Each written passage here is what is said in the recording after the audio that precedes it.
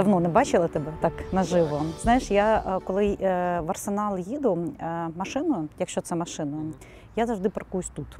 Так. Це в цьому місці, перед цим будинком і перед цією стіною. І завжди читаю, що мені наснився сон, і там нікого не було. Один раз там, знаєш, цей будинок був обліплений метеликами. Була така аномальна літо, і там він просто був весь метеликами. Отут вся стіна. Всі мої роботи по вулицях були в метеликах. Вони сідали тільки на мир. Я шуткую. Такий просто. Крім метеликів. Так, метелики мене люблять. Коротше, в будь-якому випадку я постійно думаю, йолки, хто в цьому будинку? І взагалі навіщо він тут з'явився і коли це сталося? Це сталося в 2012 році на першому бієналі Арсеналі. І, здається, тоді і я ще паркан розмалював, і побачив цю стінку і захотів. Мені взагалі подобається, коли є просто порожня стінка, там це якась технічна будка, щось таке. І намалювати на ній будинок. Ну і взагалі ця ідея, я дуже багато працював з ідеєю пустого дому і дім, в котрому нікого немає. Сама ідея, що гарний якийсь будинок, в котрому було якесь життя, там якась родина чи родини, а потім все це зникає, щось змінюється, і це стоїть просто порожня коробка, котра зноситься, чи навпаки реставрується і починається щось нове. Ну, для мене це взагалі дуже така ідея близька для мене, і я ще буду точно з нею працювати. Ну, це не трагічна історія, правда? Ні. Це просто, це просто є.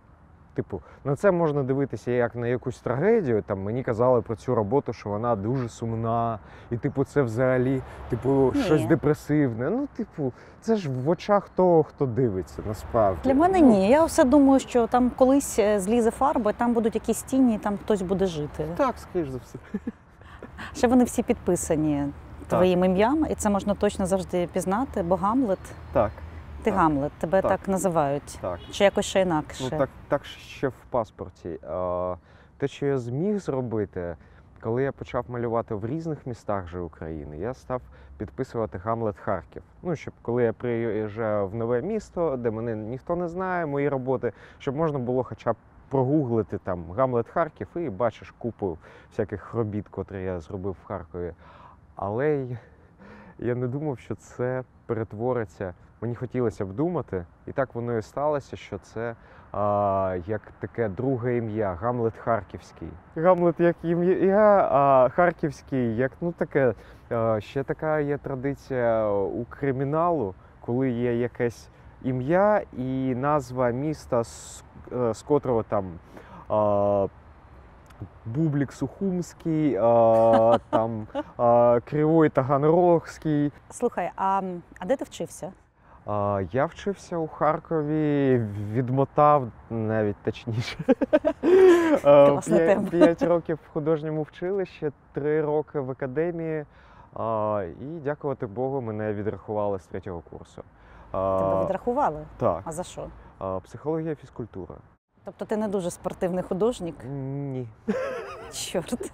Із психологією в мене таке собі. Насправді це був привід просто поставити мене на місце. Всі були впевнені, що я повернуся знову, але буду трішечки поважніше ставитися до викладачів. А який це був факультет?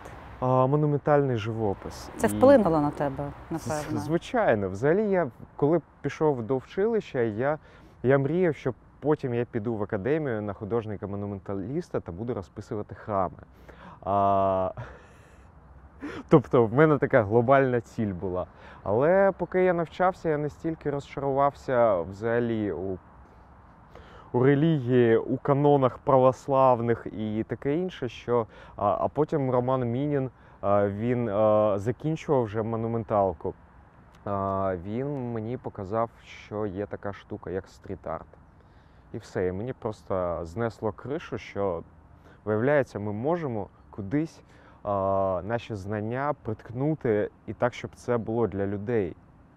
Тому що я наш факультет називав, так, шуткуючи, але насправді максимально точно, храми-ресторани. Храми-ресторани. Так, тому що ті художники, котрі закінчували навчання, вони далі їхали до Росії розписувати храми, а ті, хто залишалися, вони розписували якісь кабаки, кафе, ресторани, тому храми, ресторани. Ага. А ти стіни. Може, підемо до іншої твоєї роботи? Так, ходімо. Да? Там, де є стіна. Так. Фактично тобі про стріт-арт відкрив чи розповів Роман Мінін. Твій Так. колега, ви з ним вчилися разом? Ми вчилися у вчилищі, а потім в академії. Просто він на 3 курси старший за мене був. І я прийшов до нього у 2006 році в гості. Він вже винаймав кімнату в квартирі, і в нього був інтернет. Це було таке, ну нічого Круто. собі. Ну, в тебе є інтернет вдома. Я взагалі тільки чув, що це таке. Але Це не було знав... типу кінець 90-х? Ні, це 2006 рік був. Ага. І він вбив у гуглі стріт-арт і почав показувати, що є в світі. Я кажу, чувак, це ж те, ну, на що ми вчимося? Ну, отже ж воно. Прибіжав до вчителя в академії, сказав, слухайте, я зрозумів, на що ми тут вчимося, стріт-арт. Він каже, ні. Жодного відношення стріт-арт немає до монументалки. Монументалка – це класика, це фреска, це зграфіто, це мозаїка. Але не балони, не фарба просто на стіні. І, типу, так, але є ж, ну, стріт-арт Але живе... тут стіна. Тут стіна. Стіни живуть, звичайно, фарба живе значно менше, аніж фрески. Але в наш час робити фреску, звичайно, можна. Це було б дуже цікаво попрацювати фрескою на стіні на вулиці. Але технічно це в 10 разів важче. І можу сказати, що я свої роботи у Харкові виправляю після графічиків стільки разів, що фреску не виправиш. Ну, там... Це цікава штука. Все ж таки ти віддаєш свою роботу на вулицю. Так. Ти віддаєш її тим, хто дивиться, тим, хто Так. може її зіпсувати, Так. хто може додати. Так. Чому для тебе це так важлива ця вулиця? І не просто, а паркани, гаражі.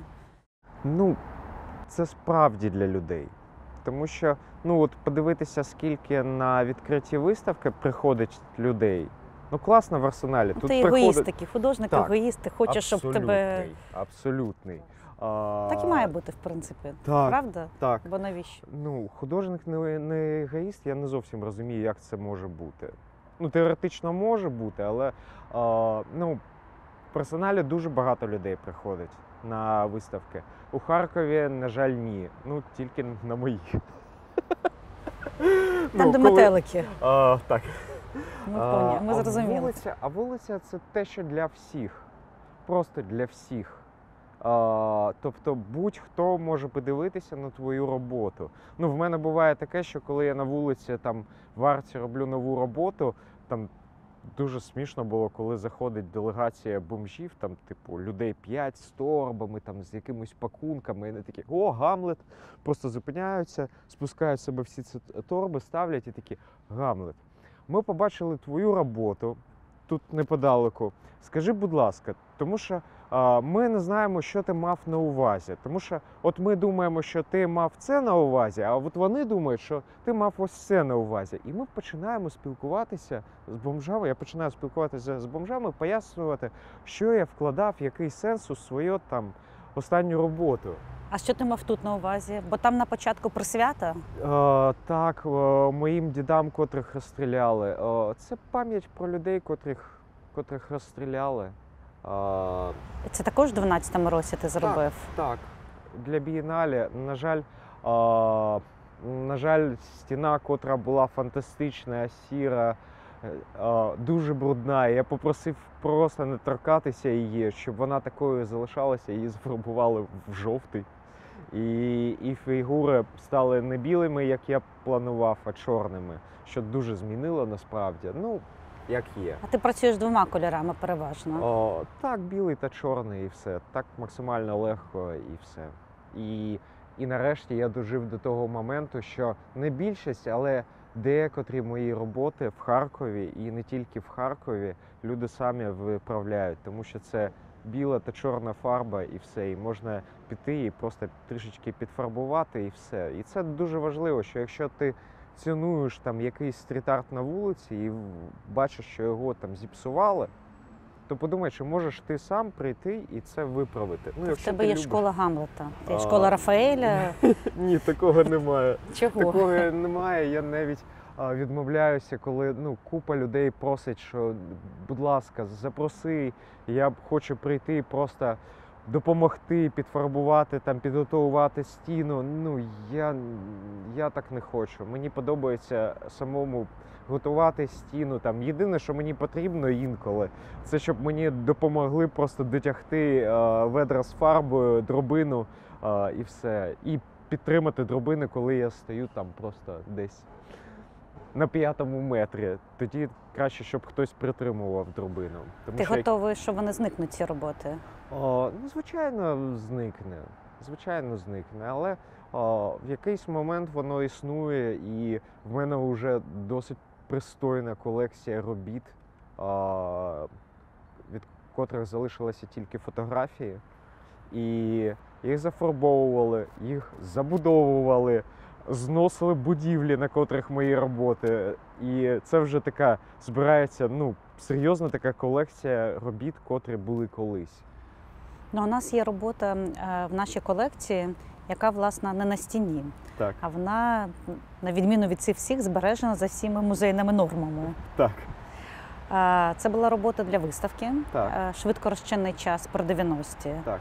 І я думаю, що можемо піти там поговорити біля Так. тієї роботи, яку ти Так. зробив. Так. Це робота твоя. Так. Ти згадав, що ми її переставляли пару разів. Так. Слухай, знаєш, насправді так і було. Я навіть не пам'ятаю, чи ти її тут поставив від початку. А вона трішечки там стояла у цій ніші. А, точно, Так, у ніші. Так. Да, ми переставляли, тому що я вже не пам'ятаю чому, але у нас супер людина, наш технічний директор Сергій Діптан. Він все записав, він точно знає, на якому сантиметрі, на якій відстані кожен блок має лежати. В нього це все записано, занотовано. І кожен раз, коли встановлюється, якщо раптом нам треба її перемістити. Так. Взагалі, коли була виставка «Швидкорозчинний час», Для неї, власне, ця робота. Так. Ти її зробив в останню хвилину. Ти Так. спочатку зробив одну роботу, Так. а потім сказав, що, слухайте, я хочу ще одну роботу зробити. І, здається, за 2 дні ти її зробив. Менше. Менше. Я просто ввечері зателефонував, щоб привезли бетонні блоки з порущиком. І це було, ми домовилися так, що після виставки я винайму автопогрузчик, котрий просто вивезе це. Ну, ми не змогли. Дякую. Дякую, тому що я просто думав такий, так, закінчується виставка, зараз мені зателефонують з Арсеналу і скажуть, чувак, прибери, будь ласка, блоки. Я був готовий до того, але все добре, воно залишилося добре. Залишилося, так залишилося. Дуже радий, що зробив цю роботу, тому що колись це був взагалі малюночок, «Скільки людей прячеться в бетоні 90-х». Потім я зробив таку картину, і тільки коли малював картину, зрозумів, що справа ж не... Я думав, там на малюнку просто така недобудова з бетонних блоків. Я такі часто зустрічав там у Харкові, і не тільки в Харкові, коли просто з цих блоків викладається якийсь простір, одноповерховий чи двохповерховий.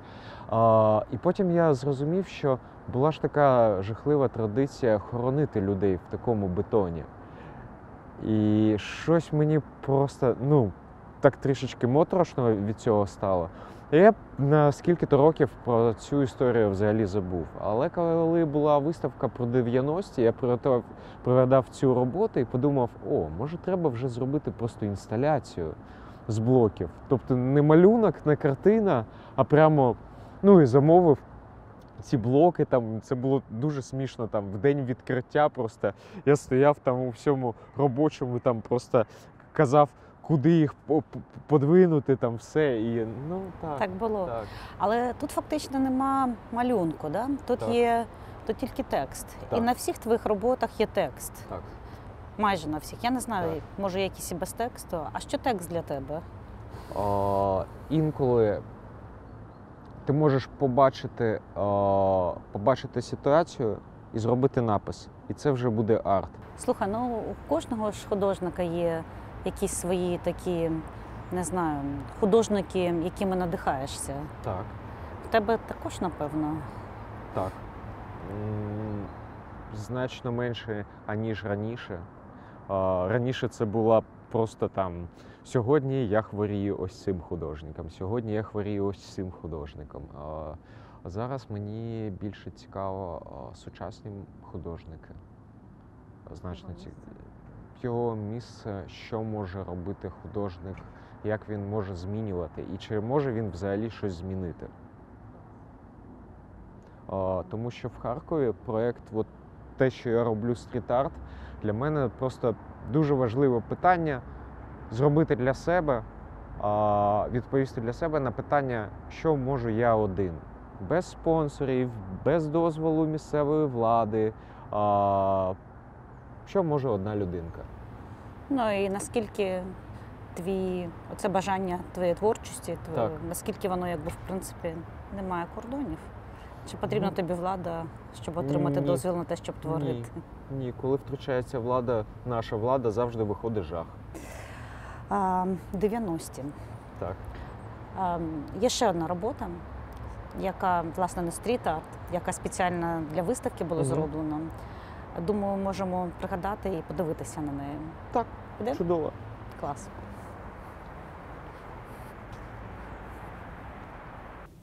Тобі це належить і не належить. Так. Ти маєш право на цю роботу, авторське, Так. але ти втратив майнове право. І тепер це належить народу України. Серйозно. Так. Бо це частина музейного фонду країни. І тепер ця річ, це є музейний об'єкт, він описаний. І він вже не конструктор, він вже не такий, як ти його привіз. Так. Є різниця між тим, як ти робив, і як ти дивишся на нього, можеш взяти. Я ставив сюди торбу з пляшками, коли воно було реальним. І отак от катив, воно скрипіло. Але ти відчуваєш, що це вже під кубом скляним, що це музейний об'єкт. Є різниця між тими двома речами, тим часом? Не знаю. Не знаю. Так, звичайно, є різниця, тому що в мене вдома лежать проекти, котрі там значно важче, аніж просто посидіти годинку з конструктором, зібрати там чи півгодинки, так? А тут, типу, конструктор, але це музей. І я просто поважно ставлюся до арсеналу. І взагалі до ідеї, що те, що належить музею, воно належить людям, народу. До речі, ти знаєш, що насправді воно навіть нам не належить. Бо ми керуємо колекцією. Музей керує, музей зберігає, музей керує колекціями, якщо вже так заглибитися.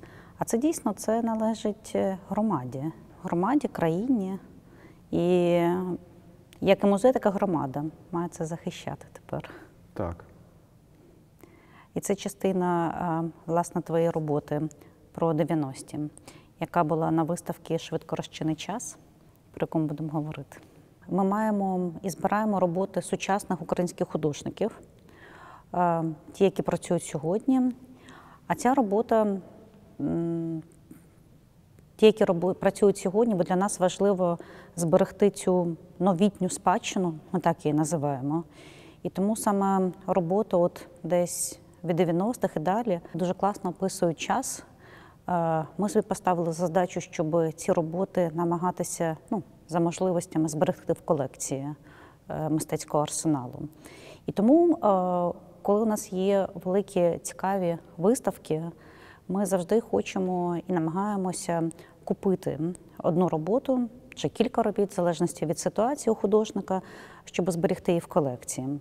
Мені здається, що тут ще така цікава річ, що ця робота, крім того, що вона про виставку, яка хотіла розповісти про 90-ті, це нова робота, але вона про цю новітню історію 90-х і про рефлексії художників на 90-ті, що вони для цих авторів?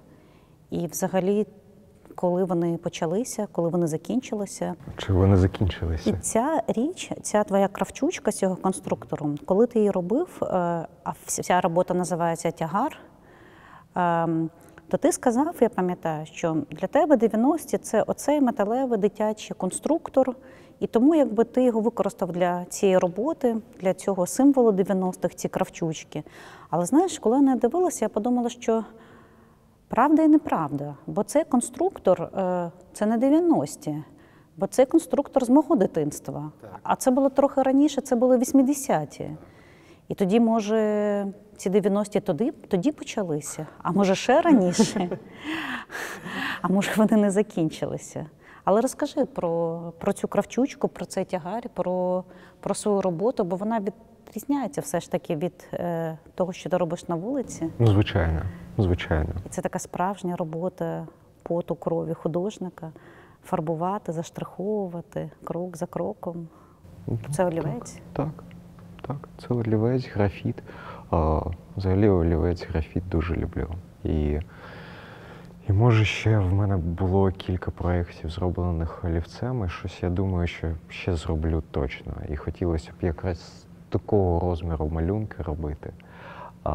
Про цей конструктор, насправді, ці металеві конструктори були навіть 60-ті роки. Тобто для мене 90-ті цей конструктор, тому що він був в мене в дитинстві. Тобто я звичайно, я його пов'язую зі своїми 90-ми. Не в цілому з 90-ми, а зі своїм дитинством. Тому що в мене не було ніякого Лего. Я знав одну людину, в котрого був Лего. Це взагалі, знаєш, нібито Бог, в нього є Лего.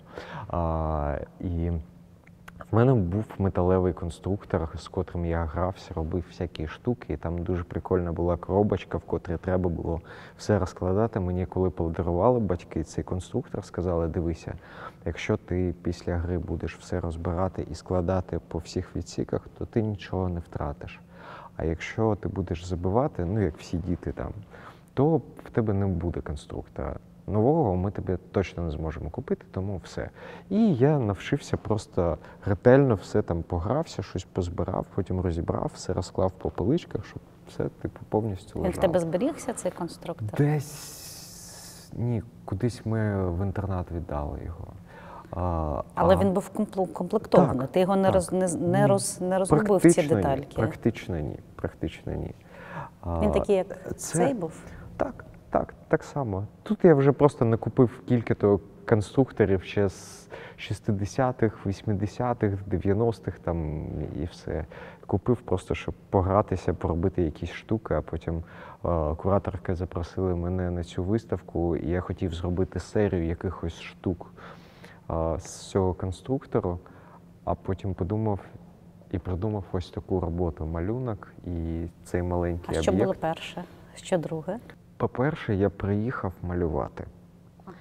Малювати, і вже за день до відкриття, перед тим, як їхати в Арсенал з дому, я просто відкрив коробку з конструктором і забрав його. Було дуже цікаво його взагалі збирати, і така класна штука, що це нібито гра, але ти вже не граєш, ти вже художник, і на тебе чекають, буде відкриття, вже є тумба біля твоєї роботи зі скляним ковпаком, і ти привезеш в сумці цю роботу, поставиш, накриють ковпаком, протруть плями там на склі і все, і це вже об'єкт.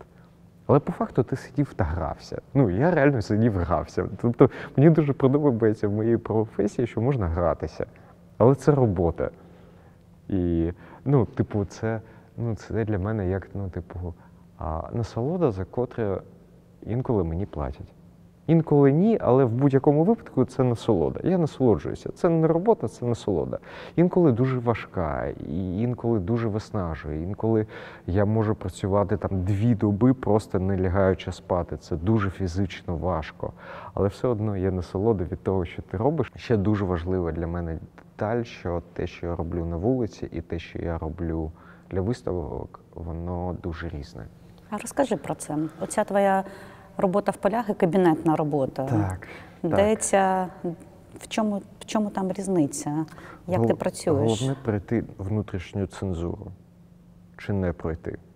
Тобто в мене всередині сидить цензор, котрий може мені заборонити щось робити на вулиці, а щось навпаки. Типу, ось так, це маєш зробити на вулиці. В мене буває таке, що я малюю якусь картину і розумію, що це реально треба десь на вулиці сказати. Притому бажано не тільки в Харкові, а ще в якомусь місті. Тобто в мене є кілька робіт в різних містах, котрі повторно, хоча б двічі вони повторюються. Тому що для мене ця важлива ідея, котру я хочу сказати в різних містах. Просто щоб люди бачили цю ідею. А є думки, котрі такі, так, ні, для вулиці це занадто, типу, ні. Занадто що? Що може бути занадто? Є занадто сумні роботи. Є занадто брутальні роботи. І на вулиці і так вистачає трешу. І я розумію, що додати ще якийсь треш, і так купа моїх робіт для дуже багатьох людей є якимось депресивними. Я б так не сказав, але вони вважають, що вони депресивні. Так от, ці люди просто не знають, що насправді я малюю в майстерні. Те, що не пройшло цензуру і не потрапило на вулицю. Мою внутрішню цензуру. Ти бережеш глядача на вулиці? Так. Так. А на виставці, ти думаєш, там інший глядач, він підготований? Чи... Так. На виставку приходять, будемо чесні, на виставку приходять люди, котрі, якщо навіть не готові, то вони хоча б якось ментально готові до того, що я побачу щось нове. Сподобається, не сподобається, це вже таке, окреме питання. Але людина йде щось подивитися. І чи вона платить за вход, чи це там галерея і відкритий, вільний вхід, все одно. Важливо, що людина йде щось подивитися. А коли людина просто йде по вулиці і натикається на роботу, вона не збиралася побачити твою роботу, вона її просто зустріла. Ти відтворив її на вулиці? Ось в мене були роботи. Як там цензор? Була робота, ні, не з цим текстом. Робота з Кравчучкою, з Телешкою в мене була на вулиці, але з іншим текстом, значно більш веселим. Я робив у Дніпрі гаражний кооператив на 16 гаражів. Я бачу, розмалював. Прекрасний проєкт. І воно перше починається з того, що там стоїть якісь торби, якась телега, на ній стоїть Кравчучка і напис «Все вивезем». Да, точно. І в мене це ідея, що все, Але на тих гаражах, до речі, є ще одна річ, яка дуже рідко зустрічається, принаймні, не дуже рідко, але в тих роботах, про які ми з тобою говорили, там на тому гаражі є портрет. Так.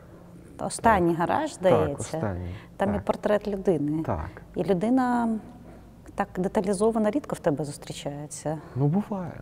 Буває, так? Там це потрібно було, тому що це був окремий гараж, і я дуже хотів такий зробити останню точку. З того людина. А що до цієї роботи?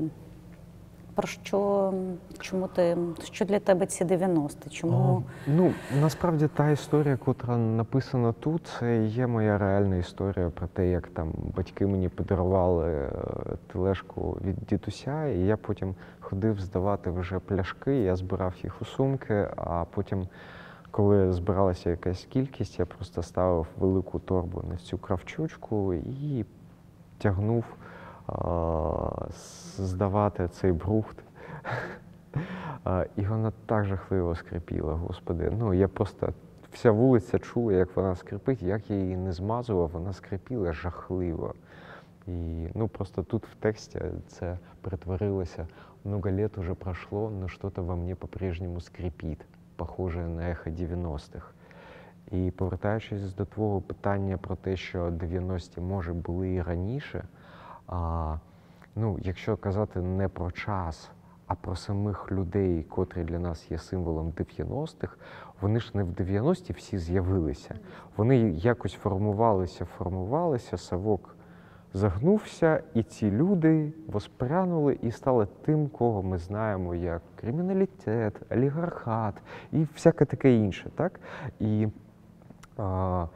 дуже багато людей, котрі залишилися у 90-х. Я інколи бачу людей, в мене російською я це називаю «отрижка 90-х». В мене просять назвати, описати людину, що за людина? Я кажу, отрижка 90-х. І що це за людина? Це дуже хамовита людина в золоті, котра все по поняттях, котра, знає, що по чому, знає, що таке. В ліс тебе вивозили? Я такий, так, вивозили. Це зазвичай їх ставить в ступор. Так, вивозили мене в ліс. Я живий. Люди, в котрі, вони не сприймають закон. Вони, це таке напіввовче існування. Це така ментальність, головне правило, или тебя, или ти. А нема такого, що разом. Можна ж класні штуки робити разом. А ідея, що чи ти маєш нагнути, чи тебе нагнуть, я взагалі не хочу жити в такому світі. Але знов-таки, вертаючись до цієї роботи, чому, наприклад, ти її вирішив робити олівцем? Чому знов-таки не зробив графіті? Це можна було зробити? Чи для тебе ця техніка є також такою важливою під час створення саме олівець? Малюнок – це значно складніше і набагато цікавіше. Тому що, я просто там щось 3-4 дні малював і попросив, щоб мені поставили там ліса на колесах, котрі я рухав, щоб це малювати. І це було страшно цікаво, просто, я можу зробити дуже швидко, я можу взяти фарби, я можу взяти балони, валіки і зробити дуже швидко, дуже велику роботу. В арсеналі я робив такі роботи, я це можу. Але мені дуже хотілося цю історію. Я розумів, що на стіні, якщо я намалюю, то після виставки її просто зафарбують і все. Мені хотілося, щоб ця робота залишилася. Тому папер значно важчий, і я не думав, що Арсенал купить цю роботу. Це дуже приємно насправді.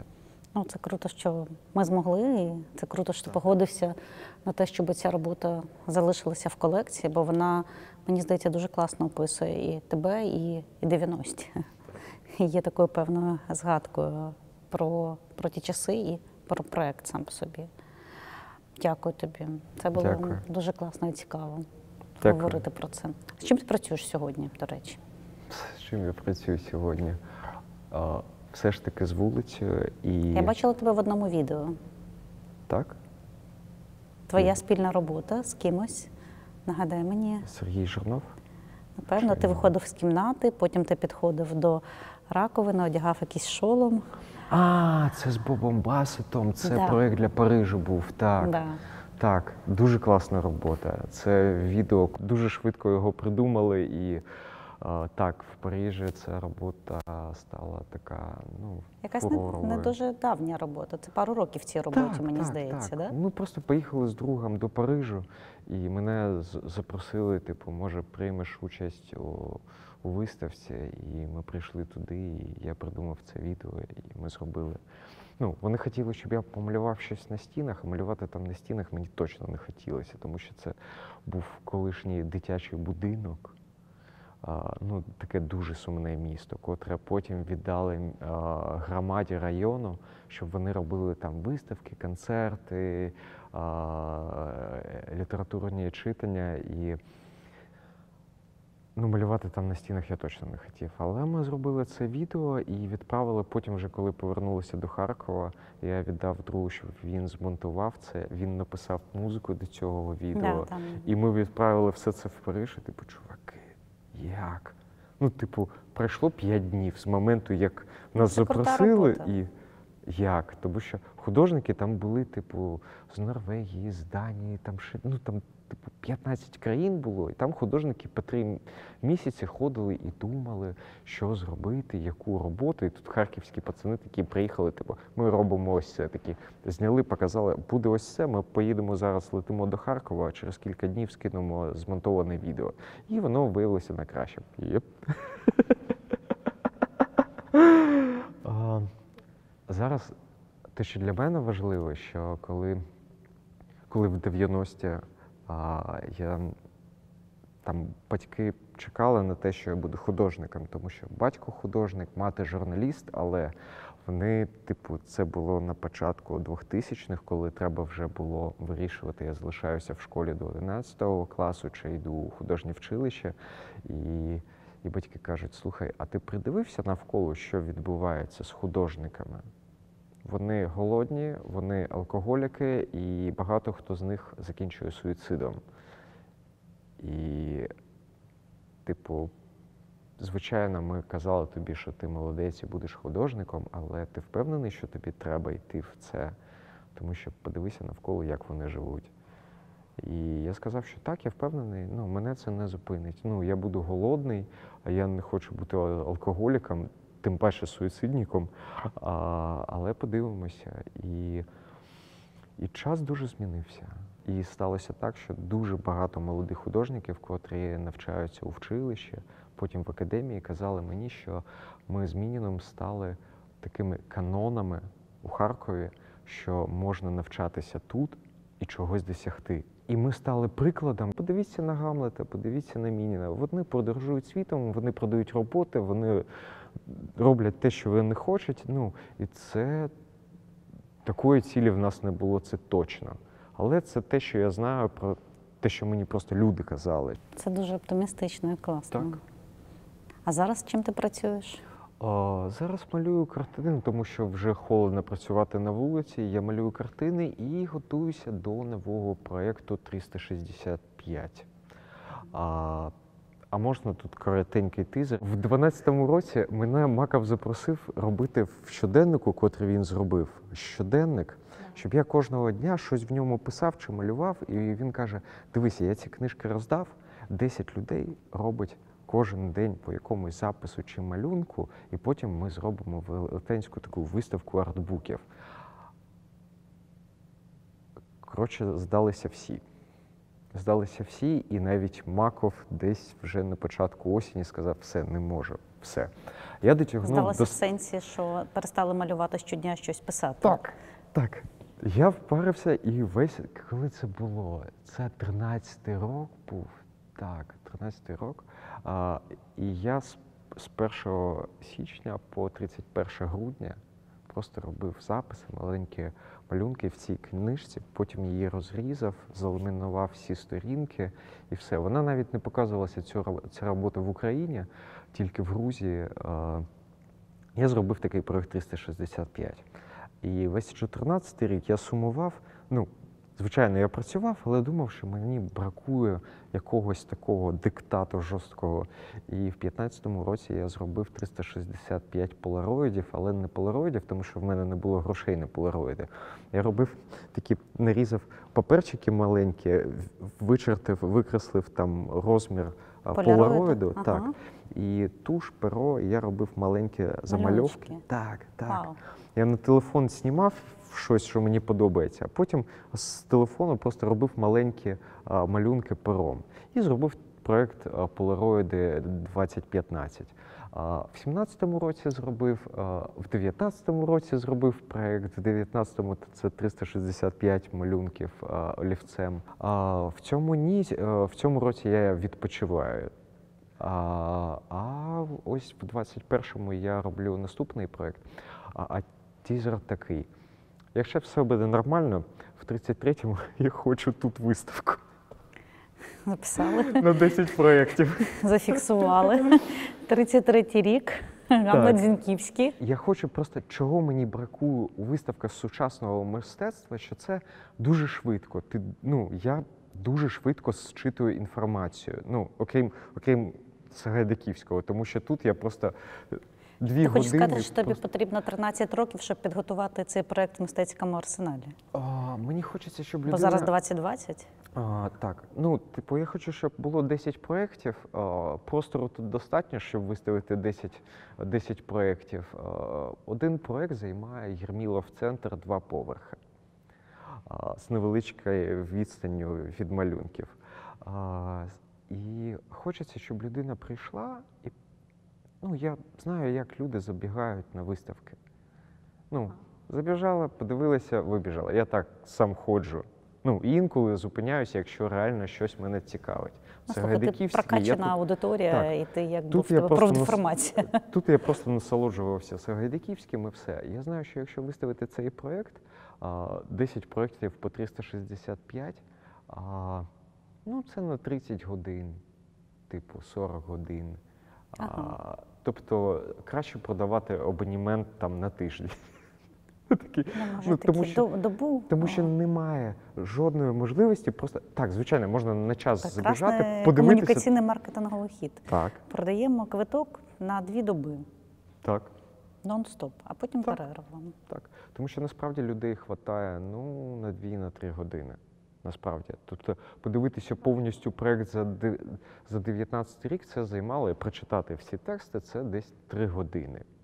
Ну і при тому, що ти не просто читаєш, воно ж ще якось в тобі відкликається. Бо це як книжку ти читаєш насправді. І це ще дуже цікаво, що люди пригадують. Ну, перше, що люди роблять, це дивляться, що в Гамлета було в 19 років на мій день народження.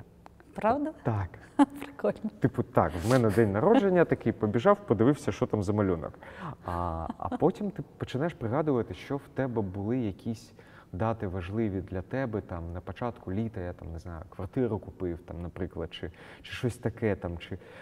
Фейсбук нагадує час від часу. Ну так, я ж просто не користуюся цими штуками. Мені нічого Фейсбук не нагадує. В 19-му році у мене була ціль не про те, що відбувається, а взагалі якісь думки. Тобто мені цікаво було сказати якусь думку. Інколи якась відсилка до якихось подій в моєму житті.